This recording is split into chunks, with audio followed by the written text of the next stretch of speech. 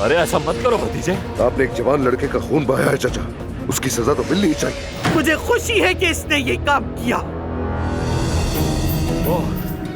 मेरा कोई भी आदमी जाकर खुद पर ये इल्जाम ले लेगा कि उसी ने मारा है उसको। किसी को आप जैसा बाप नहीं चाहिए। सुन ले, होश में आ जाएं प्लीज। इस वक्त आपका शौहर मेरे घर में क्यों होगा? चले बाहर निकलें, वरना पुलिस को बुलाती हूँ। जल्दी बाहर निकालो वरना पुलिस तो मैं बुलाऊंगी। रुस्तम! अगर तुम मुझे एक बार गले लगा लो तो हमारे सारे जख्म भर जाएंगे, सांस बहाल हो जाएगी। बस एक बार यकीन कर लो, फिर सब ठीक हो जाएगा। आज अगर वो जिंदा होता तो मैं उसे दोबारा मार देता।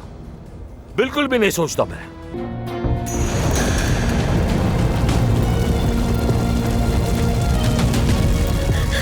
बचाओ मुझे, मेरी मदद करो, मदद करो, बचाओ मुझे, मदद करो।